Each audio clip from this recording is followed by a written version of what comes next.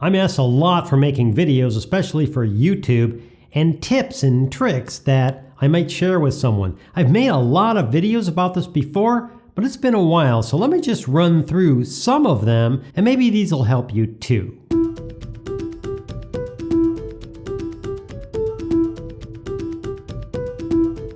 Here's the zooming tip. I tend to do an instant zoom, making it look like there's two cameras. It's an old trick for zooming videos up and down. Some people do a slow zooming up and down, and I don't like how that looks. It looks a bit unnatural to me. So what I do is an instant zoom, and let me show you how I zoom, because you can overcook or undercook these a lot. This is a simple tip. Sometimes I'll just throw in some advice or maybe something goofy or something like that. And instead of just zooming it up or doing that, what I'll do is I'll just simply turn it to black and white and then just go back to the normal video, and it really points it out. Another thing I do is I remind people of things I would like them to do for watching the video. For instance, up here, I'll put something that comes out and says to check out Basic Filmmaker University, where you can get free and paid courses. In the middle, in here, I have something pop up, and it's a countdown, like 10 seconds or 15 seconds before the video ends. I let them know that there are outtakes coming, and then down here, what I do is I ask them, again, to subscribe. Don't forget I have free and paid courses over at Basic Filmmaker University. I hope that helps. Thanks for watching, and we'll see you next time. Here's another tip. Make sure that when you're sitting there filming your video that you are looking at the camera itself. Because if you have a monitor like I do, and many people do, they'll have a monitor up there. So when I'm talking up here, it looks like I'm not quite looking at the viewer and talking to them. That's okay when you're trying to figure things out, but really you need to point your eyeballs at the place where the camera is filming and not the monitor, or it just will look strange. You get to control how you edit in the editor that you're using. For instance, in Premiere Pro, I have it set up for me. Up here I have the important things. Here's my video down below and my timeline where I can cut things. Up here is where I view stuff. On the right is where I see the video and stuff like that. And that's basically it for me. So let's go back to the regular video editing, that's the standard one that they show you. Now look at this, all this stuff on here. I really don't need that for my editing. You may need it for yours. So what I do is when I set up the way I have all these things, just the things I want in here, what I can do is I can save this as a preference, as the way I want it. If you look up here under the Windows menu, I have one that says BFM for Basic Filmmaker.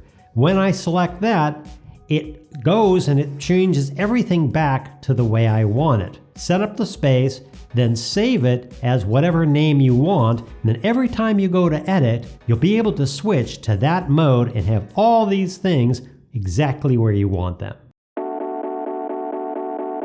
Lull points in a video are just, they're disasters. People get bored.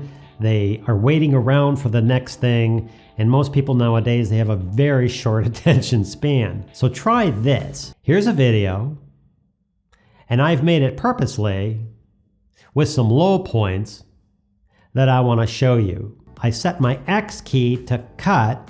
I set my Q key to close up the gap. It's really fast editing. Watch this. I'm going to cut out those midpoints. Ready? X, Q, X, Q, X, Q. That way you can just go through and rip through this thing and cut out all these lull points, and your viewer will be really happy that you did. Oh, these were supposed to be editing tips, not being in front of the camera tips. So you get those for free. Now sometimes the lull points aren't going to work when you cut them up, because you see the person's like this, and then on the next shot they're kind of like this talking. So when you cut out these lull points, this is where you use that zooming trick. I zoom like maybe 10%, sometimes 15%. Like this video's set at 100 right now, 100% view. And when I want to switch to something and cut, cut here and I zoom up to 110%. And then I go over, talk some more, blah, blah, blah. And I cut there, and then I zoom down to 100% again. Now here's a tip you want to do. If you go and zoom it to, we're going along and we're cut there, and we zoom that to 110%, what'll happen is the whole rest of the video is going to play at 110%, and you're going to have to come back and you're going to have to change it back down to 100%. So here's what you do. First, you make a cut where you're going to zoom it up. Then you go and make the cut on the second point where you're going to zoom it back down. Then go back to the middle thing and zoom it up to 110%. And that way I don't have to move the entire thing. Like sometimes it'll drive you crazy if you're going along, you zoom something to like 200%, I don't know why, but for some like real point, and you start cutting the video and stuff and you forgot that you did that, and then all your cuts all the way down, you're gonna have to go through every one of them and bring them back down to 100% or whatever your original thing is. Here's another thing you can do. When you bring your video in and you go to edit it, you're sitting here normally at 100%. Maybe it doesn't look quite right. Maybe it's a little down a little bit. Maybe it's a little over. Maybe it's just too small or something. You want to up it a little bit. So use that 110% thing, but do the whole video. When you first get it, decide where you want it. Now zoom it up. And then when you go through and you make your edits and everything else, this 110% is your normal. When you zoom up and stuff like that, that's where you're normal. When you zoom up and zoom back down, you won't be playing that game where you're trying to zoom up and back down and what was it before and everything else. I really like that tip a lot. Now this is one of those tips that everyone knows if they're an editor, but everyone doesn't know. When you go to generate the video, you go to render it. One of the things you can do is end up rendering the video using this. And what happens is you're going to sit there and wait while your computer renders it. It could be a minute, it could be 5 minutes, it could be 3 hours depending on the video or depending on what you're editing.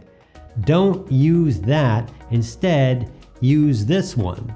So when you render it like that, what happens is your computer is not locked up into rendering this one thing. You can render that thing using media encoder, and then it goes along and you can change, and you can go handle your emails, you can do other things on your computer and not have the thing locked up and not be able to do anything. I've tested them. I don't think one's faster than the other. It's not like you're saving any time. Of course, if you're rendering using the media encoder on one video and then you're rendering another video using media encoder, of course it's going to slow it down, but most people don't do that. Here's another one. If you're switching between a scene and another scene, like I am doing this, if you have something in the background and then it changes, you need to change it back or it'll look funny. Because here's what the background's supposed to look like. Like that. That's how I started it. That's how I'll end it. If you're going along and the background's changing and things are moving in the background, it's going to take people and stick their attention in the background. So don't do that. Like make sure that the background stays the same from one to the other.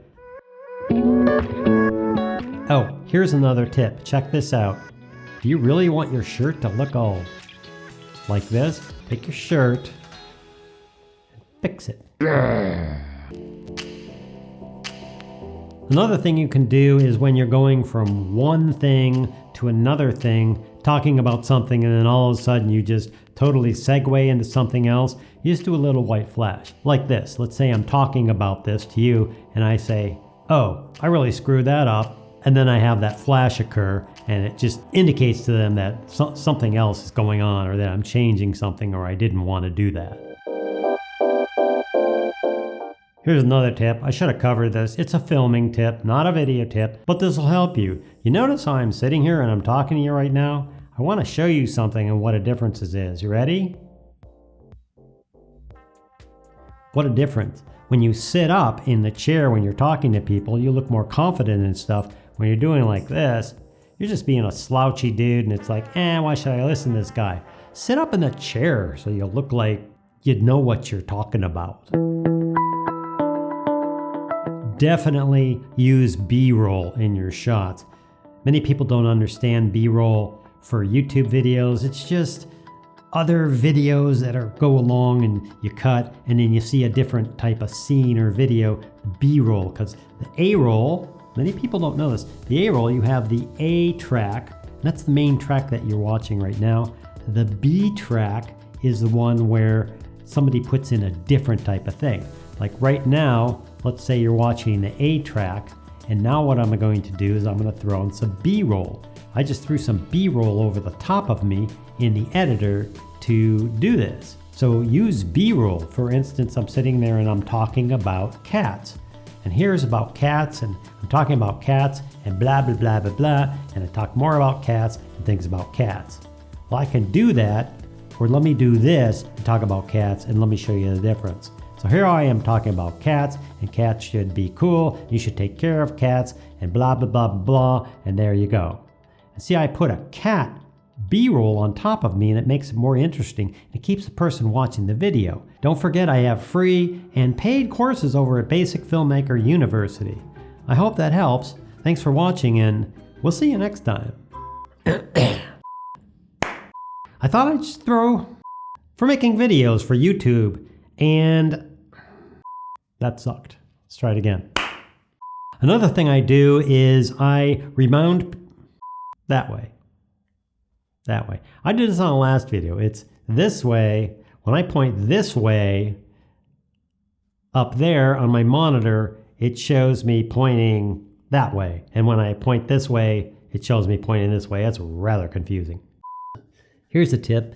If you have an itch it before you start filming. Duh. Well, you can do this thing where you have, what the fuck is it? Oh, I forgot to say this too. There's another way you can end your videos. Watch this. Bye.